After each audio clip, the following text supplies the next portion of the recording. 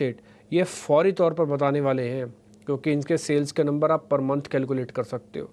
बहुत सारी चीज़ें ऐसी हैं जो आपको सिर्फ हवा हवा से पता लग जाता है। आप किसी रियल एस्टेट एजेंट के पास जाओ या किसी ऑटो के डीलर रूम में चले जाओ, डीलिंग शोरूम में, तो आपको वहीं से पता लग जाएगा कि अच्छा सेल्स का कैसा इस बार चल रहा है मैटर। इसमें बहुत ज़रा रिपोर्ट्स की वेट करने की ज़रूरत नहीं है, और ये मैटर बहुत कंसर्निंग है।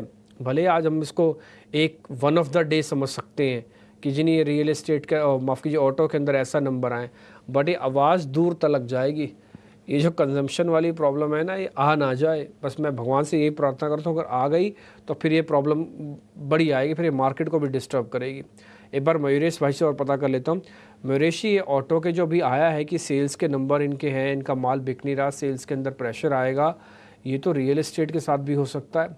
और आपको पता है ना कि देश के दो बड़े सेक्टर्स हैं, ना केवल जॉब के हिसाब से, जीडीपी के हिसाब से, बल्कि गवर्नमेंट के भी ट्रेजरी के हिसाब से। बहुत टैक्स लेती है गवर्नमेंट इन दोनों सेक्टर से।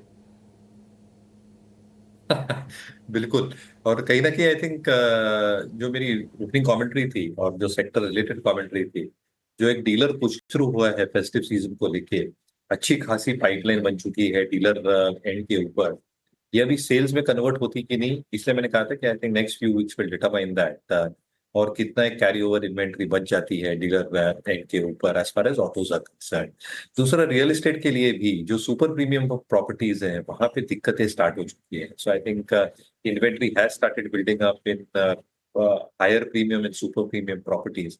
बट मिड लेवल सेगमेंट और हायर मिड लेवल सेगमेंट, इसमें अभी भी आई थिंक कोई दिक्कतें नहीं है, inventory levels are still manageable. और जैसे मैं कह रहा था, I think selective companies are doing a very very selective job in terms of having joint development agreements. जब ये फोरे कर रही है टीयर 2 टीयर 3 सिटीज में, यानी ये लेवरेज बिल्टअप नहीं कर रही है, यानी जो पास्ट लेसन्स थे रियल एस्टेट साइकिल के, ये शायद रिपीट नहीं कर रहा है ये सेक्टर पूरा। यस, आई थिंक नए लॉन्चेस, जैसे मैं कह रहा था, थोड़े कम आ रहे हैं at this juncture. But I think जो फर्स्ट हाफ होता है मॉनसून के साथ कोइंसाइड करता है, और इसलिए I think that is expected to come through. But selectively launches आते जा रहे हैं. Obviously, there is competition from the unorganized players as far as redevelopment projects are concerned. But scope बहुत बड़ा है. क्या excessive supply के वजह से pricing पे दबाव और inventory पे दबाव आ सकता है?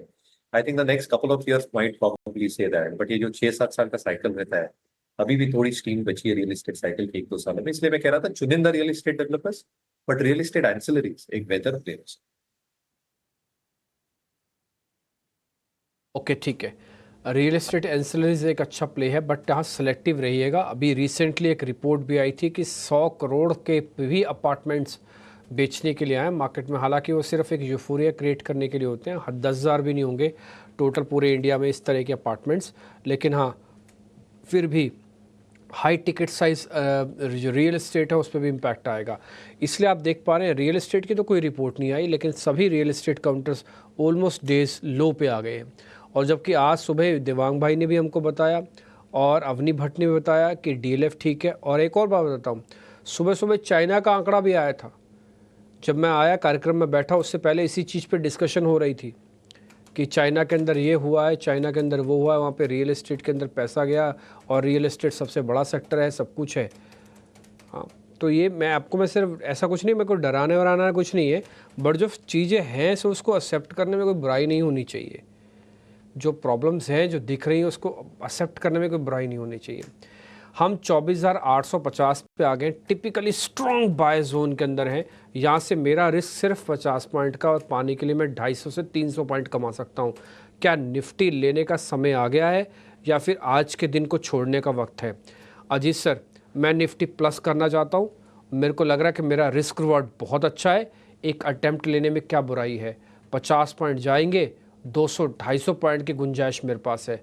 बोलिए आप क्या करना है सर? टिप्पी देखिए, मैं ना थोड़ा सा ट्रेंड को बहुत ज्यादा फॉलो करता हूँ, तो मैं ट्रेंड के अगेंस्ट बिल्कुल भी अटेम्प्ट नहीं करता। मैं महंगा खरीदना मुझे चलता है। तो उसके हिसाब से मुझे लगता है कि शायद मैं थोड़ा सा भी और वेट एंड वॉच करूंगा, शायद मुझे थोड़ा और सस्ता मिल जाए। क्योंकि अगर आप देखेंगे डिम्पी, तो बैंकिंग, जैसे मैंने बताया था शो की शुरुआत में कि एक अटेम्प्ट कर रहा था रिकवरी का 52,000 के ईएमए को रिक्लेम करने का, बट वहां पे भी अब सेलिंग प्रेशर आ गया है। तो क्या हम 24,700 के पास जाके रुकेंगे, और मतलब वहां पे जाके एक अटेम्प्ट लेना चाहिए? बिकॉज तब मेरा रिस्क रिवॉर्ड और बेटर हो जाएगा। या फिर अगर आप थोड़े से एग्रेसिव हैं तो डेफिनेटली आप देख सकते हैं कि इन्फोसिस के रिजल्ट्स हैं आज, जो कि आफ्टर मार्केट आएंगे। इन्फोसिस अभी भी होल्ड कर रहा है ग्राउंड को। तो ये बेसिकली अभी एक कैश 22 वाली सिचुएशन है कि अगर आप बहुत एग्रेसिव ट्रेडर हैं तभी आप इस तरीके का अटेम्प्ट करिए, otherwise wait and watch is a better strategy. Watch करना चाहिए, हालांकि एक